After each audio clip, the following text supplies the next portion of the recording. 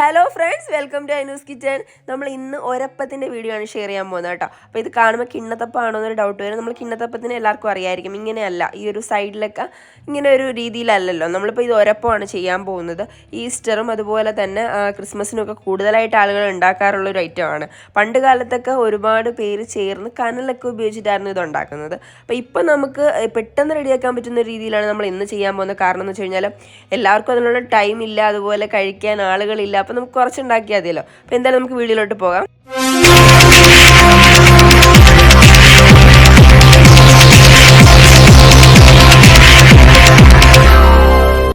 അപ്പോൾ നമ്മൾ ഇതിനായിട്ട് അരിപ്പൊടിയാണ് എടുക്കുന്നത്. 1.5 കപ്പ് അരിപ്പൊടിയാണ് നമുക്ക് ആവശ്യമായിട്ടുള്ളത്.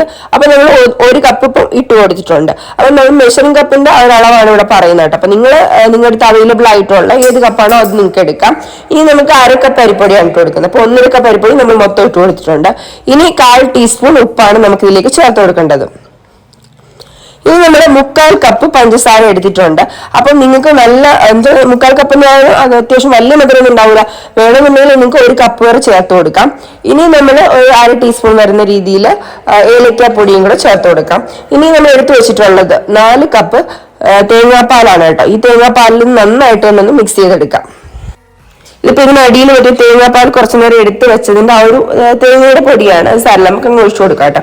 അപ്പം ഇനി നമുക്കിത് നന്നായിട്ട് തന്നെ ഒന്ന് മിക്സ് ചെയ്തെടുക്കണം. ഞാനിപ്പോൾ ഒരു എന്താണ് വിസ്കു യൂസ് ചെയ്യുന്നേ ഉള്ളൂ. നിങ്ങൾ സ്പൂൺ കൊണ്ടായാലും അതൊന്ന് മിക്സ് ആക്കി കൊടുത്താൽ മതി. ഇതിപ്പം ഈ ഒരു അരിപ്പൊടിയും ഈ തേങ്ങാപ്പാലും എല്ലാം കൂടെ നന്നായിട്ട് മിക്സ് ആയി വരണം. ഇനി നമുക്ക് അടുപ്പത്ത് വെച്ചിട്ട് നന്നായിട്ട് കുറുക്കിയെടുക്കണം.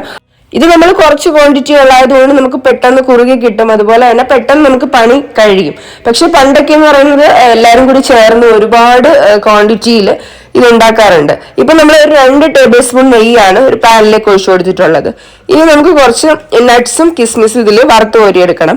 നിങ്ങൾക്ക് അവൈലബിൾ ആണെന്നുണ്ടെങ്കിൽ നിങ്ങൾക്ക് കപ്പലണ്ടി അതുപോലെ തന്നെ ബ്ലാക്ക് റൈസൻസ് അതൊക്കെ ഇട്ട് കൊടുക്കാം കേട്ടോ. അപ്പൊ എന്റെ അടുത്ത് കാഷ്യൂസും അതുപോലെ കിസ്മിസും മാത്രമേ ഉള്ളൂ. അപ്പൊ ഞാൻ അത് രണ്ടും ഇട്ടാണ് റോസ്റ്റ് ചെയ്ത് മാറ്റി വെക്കുന്നത്. അപ്പൊ എത്രത്തോളം ഉണ്ടോ നിങ്ങൾക്ക് നിങ്ങളുടെ ആവശ്യത്തിനനുസരിച്ച് അത് ചേർത്ത് കൊടുക്കാം.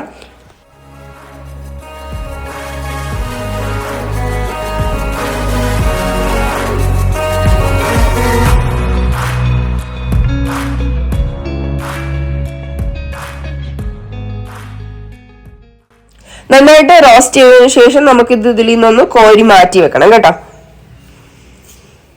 ഇപ്പൊ നല്ല രീതിയിൽ റോസ്റ്റ് ആയിട്ടുണ്ട്. ഇനി നമുക്കിതൊന്ന് വേറെ മാറ്റി കോരി വേറൊരു പാത്രത്തിലേക്ക് വെച്ചു കൊടുക്കാം.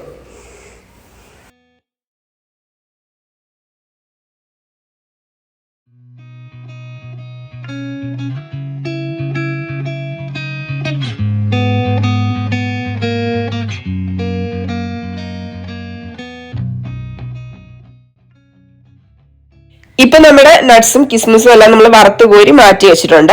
ഇനി നമ്മുടെ ആ ഒരു മിക്സ് നന്നായിട്ട് നമുക്കൊന്ന് മിക്സ് ചെയ്ത് കൊടുക്കണം. കാരണം എന്ന് വെച്ച് കഴിഞ്ഞാൽ ഈ അരിപ്പൊടി അടിയിൽ നന്നായിട്ട് സെറ്റ് ആയിട്ടുണ്ടാവും. അപ്പം നന്നായിട്ട് ഇളക്കി കൊടുത്തതിന് ശേഷം മാത്രമേ നിങ്ങൾ ഇനി ഇത് നമുക്ക് ആ ഒരു പാനിലേക്ക് തന്നെ ഒഴിച്ചു കൊടുക്കാം. ഈ ഒരു പാനിൽ കുറച്ച് തീ കുറച്ചിട്ട് വേണം നിങ്ങൾ ഒഴിച്ചു കൊടുക്കാൻ. ഇല്ലെന്നുണ്ടെങ്കിൽ നമ്മൾ ഒഴിക്കുന്ന സമയത്ത് അടിയിൽ കയറി അങ്ങ് സെറ്റ് ആവും. അതുകൊണ്ട് തീ ഒന്ന് കുറച്ചു കൊടുത്തിട്ട് നമുക്ക് ഈ ഒരു ഫുള്ള് ഇതും അതിലേക്ക് തന്നെ ഒഴിച്ചു കൊടുക്കാം.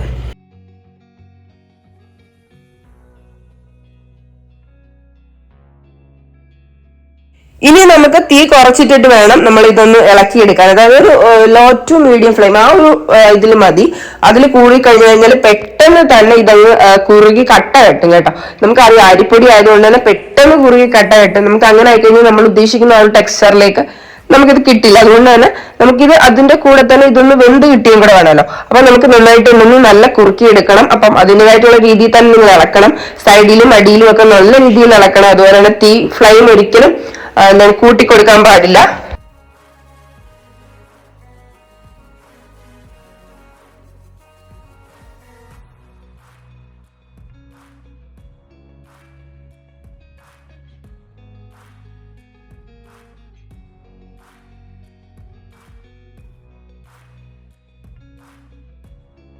ഇതിപ്പോ നമ്മൾ ഇങ്ങനെ ഇളക്കും തോറും നല്ലതായിട്ട് കുറുകി വരും കേട്ടോ. അപ്പൊ നമ്മൾ ഒരിക്കലും ഇത് കട്ട കെട്ടാതെ പ്രത്യേകം ശ്രദ്ധിക്കണം. ഇപ്പൊ ചെറിയ ഇങ്ങനെ ഇതുപോലെ നമ്മൾ ഇളക്കുന്ന സമയത്ത് വരുന്നതൊക്കെ നമ്മളൊന്ന് മിക്സ് ആക്കി കൊടുക്കുമ്പോഴത്തേനും നല്ലതായിട്ട് മിക്സ് ആയി പോകും. പക്ഷെ നല്ല രീതിയിൽ കട്ട കെട്ടിക്കഴിഞ്ഞാൽ അങ്ങനെ മിക്സ് ആക്കി കൊടുത്തു കഴിഞ്ഞാൽ അത് മിക്സ് ആകാതെ ചേരില്ല. അപ്പൊ അതുകൊണ്ട് പ്രത്യേകം ശ്രദ്ധിക്കണം. അപ്പൊ അതുപോലെ ഇത് കുറുകി വരുന്നതനുസരിച്ച് നമുക്ക് ഒരു 4 ടേബിൾ സ്പൂൺ നെയ്യും കൂടി ഇതിലേക്ക് ചേർത്ത് കൊടുക്കണം. ബാക്കി ഇതിനകത്ത് വേണ്ടിയിട്ടുള്ള എല്ലാ ഇൻഗ്രീഡിയൻസും നമ്മൾ ചേർത്തിട്ടുണ്ട്. വളരെ കുറച്ച് ഇൻഗ്രീഡിയൻസ് മതി, പക്ഷെ നല്ല ടേസ്റ്റി ആയിട്ടുള്ള ഒരു ഐറ്റം ആണ് കേട്ടോ ഇത്. പണ്ടുള്ള എല്ലാവർക്കും എന്താണ് നല്ല രീതിയിൽ അറിയാവുന്ന ഒരു ഐറ്റം ആണ്. പക്ഷെ ഇപ്പൊ അങ്ങനെ എല്ലാവരും ടൈം ഇല്ല. കൂടുതലും ആൾക്കാർക്ക് ഒരുപാട് ഇത് പ്രിപ്പയർ ചെയ്യാനെന്നുള്ള ടൈം ഇല്ല. അപ്പൊ നമുക്ക് പെട്ടെന്ന് തന്നെ റെഡിയാക്കി എടുക്കാൻ പറ്റുന്ന രീതി ആകുമ്പോൾ എല്ലാവർക്കും ഈസ്റ്റർ ആയാലും അതുപോലെ തന്നെ ക്രിസ്മസ് ആയാലും നമുക്ക് ഈസ്റ്റർ ഒക്കെ വരികയാണ്. അതുപോലെ തന്നെ നമ്മൾ ആ ഒരു ടൈമിൽ മാത്രമല്ല, നമുക്ക് എപ്പോൾ വേണമെങ്കിലും ഇത് ഉണ്ടാക്കി എടുക്കാൻ പറ്റും. അപ്പൊ ഞാൻ നേരത്തെ പറഞ്ഞതുപോലെ ഇതിനകത്ത് നമ്മൾ 4 ടേബിൾ സ്പൂൺ നെയ്യ് ചേർത്ത് കൊടുത്തിട്ടുണ്ട് കേട്ടോ. അപ്പൊ നിങ്ങൾ ഉറപ്പായിട്ടും 4 ടേബിൾ സ്പൂൺ നെയ്യ് തന്നെ ചേർത്ത് കൊടുക്കുക. അപ്പൊ നിങ്ങൾ നെയ്യുടെ ഫ്ലേവർ ഒരുപാട് ഇഷ്ടമല്ല എന്നുണ്ടെങ്കിൽ ഒരു 2-3 ടേബിൾ സ്പൂൺ ചേർത്ത് കൊടുത്താൽ മതി. അപ്പൊ നമ്മൾ ഇത്രയും നെയ്യൊക്കെ ചേർത്ത് കൊടുക്കുമ്പോഴാണ് അതിന്റെ ആ ഒരു ടേസ്റ്റ് നല്ല ടേസ്റ്റി ആയിട്ട് നമുക്ക് കിട്ടത്തുള്ളൂ. അതുകൊണ്ടാണ് 4 ടേബിൾ സ്പൂൺ നെയ്യ് തന്നെ ചേർത്ത് കൊടുക്കണം എന്ന് നമ്മൾ പറയുന്നത് കേട്ടോ. ഇനി നമ്മൾ നന്നായിട്ട് തന്നെ മിക്സ് ചെയ്തെടുത്തിട്ടുണ്ട്. ഈ സമയത്ത് തന്നെ നമുക്ക് ഈ ഒരു ടെക്സ്ചർ ആകുമ്പോൾ തന്നെ നമുക്ക് ഇതിലേക്ക് നമ്മൾ വറുത്ത് കോരി വെച്ചിട്ടുള്ള അണ്ടിപ്പരിപ്പും അതുപോലെ തന്നെ മുന്തിരിയും ചേർത്ത് കൊടുക്കാം. കുറച്ചുകൂടെ കഴിഞ്ഞ് നമ്മൾ ചേർക്കാന്ന് വിചാരിച്ചാൽ ഇത് നന്നായിട്ട് വരുമ്പോൾ സെറ്റ് ആയിട്ട് പിന്നെ നമുക്ക് നല്ല രീതിയിൽ ഇളക്കാൻ പറ്റത്തില്ല കേട്ടോ. അപ്പൊ അതുകൊണ്ടാണ് നമ്മൾ ഈ ഒരു പരുവത്തിൽ തന്നെ ഇതിലേക്ക് ചേർത്ത് കൊടുക്കുന്നത്. ഈ സമയമാകുമ്പോൾ നമുക്ക് എല്ലാവരും ഇളക്കി നല്ല മിക്സ് ആക്കി എടുക്കാൻ പറ്റും. അപ്പം നമ്മുടെ ഈ ഒരു പാനിൽ നിന്ന് ഇതുപോലെ വിട്ട് വരുന്ന ഈ ഒരു ടൈം ആകുമ്പോഴത്തേനും നമുക്ക് ഇതിൽ നിന്ന് നമ്മുടെ ഒരു ട്രേയിലേക്ക് മാറ്റി കൊടുക്കാം കേട്ടോ. അപ്പം നമ്മളിവിടെ ഇതിപ്പോ ഓഫ് ചെയ്യാണ്. പിന്നെ നമുക്ക് ഇതിന്റെ പരിപാടി കഴിഞ്ഞു. ഇനി നമ്മൾ ചെയ്യുന്നതെന്ന് വെച്ച് കഴിഞ്ഞാൽ ഇപ്പൊ നമ്മളെ ഒരു 9 ഇഞ്ചിന്റെ ഒരു കേക്ക് ടിന്നാണ് എടുത്തിട്ടുള്ളത്. നിങ്ങളുടെ അടുത്ത് അവൈലബിൾ ആയിട്ടുള്ള ഏത് പാത്രം വേണമെങ്കിലും നിങ്ങൾക്ക് എടുക്കാം. അപ്പൊ അതിലേക്ക് കുറച്ച് നെയ്യ് സ്പ്രെഡ് ചെയ്ത് കൊടുത്തിട്ടുണ്ട്. ഇനി നമുക്ക് ഇതിലേക്ക് ഇട്ട് സെറ്റ് ആക്കി എടുക്കണം. അപ്പം ഫുള്ള് ഞാൻ ഇതിലേക്ക് ഇട്ട് കൊടുത്തിട്ടുണ്ട്. ഇനി നമുക്ക് ഇതിൽ ലെവൽ ചെയ്തെടുക്കണം. അപ്പൊ ഇതൊന്ന് നമുക്ക് ലെവലാക്കി എടുക്കാൻ വേണ്ടിട്ട് മുകൾ ഭാഗം നല്ല രീതിയിൽ ഒന്ന് ലെവലാക്കി എടുക്കാൻ വേണ്ടി ഇതിൽ കുറച്ച് നെയ്യ് ഒഴിച്ചു കൊടുത്തിട്ട് നമുക്കൊന്ന് സ്പ്രെഡ് ആക്കി കൊടുത്തു കഴിഞ്ഞാൽ പെട്ടെന്ന് തന്നെ ലെവലാക്കി എടുക്കാൻ പറ്റും കേട്ടോ. അല്ലെന്നുണ്ടെങ്കിൽ ഈ ഒരു മാവ് ആയതുകൊണ്ട് ഇങ്ങനെ ഒരു കറക്റ്റ് ഷേപ്പിൽ അല്ലെങ്കിൽ ലെവലിൽ കിട്ടത്തില്ല. അപ്പൊ ഇങ്ങനെ ആക്കി എടുക്കണമെന്നുണ്ടെങ്കിൽ കുറച്ച് നെയ്യ് അതിന്റെ മുകളിൽ അല്ലെങ്കിൽ സ്പൂണിലൊന്ന് ഒഴിച്ചു കൊടുത്തിട്ട് നമുക്ക് ഇതുപോലെ ലെവൽ ചെയ്തെടുക്കാം. എന്നാലും നമുക്ക് പെട്ടെന്ന് ഇത് ലെവൽ ചെയ്തെടുക്കാൻ പറ്റുള്ളൂ. അപ്പം ഇനി നമുക്കിതൊന്ന് നമ്മൾ കേക്കൊക്കെ ബേക്ക് ചെയ്യുന്ന പോലെ നമുക്കൊന്ന് വെച്ച് ഇതൊന്ന് വേവിച്ചെടുക്കണം.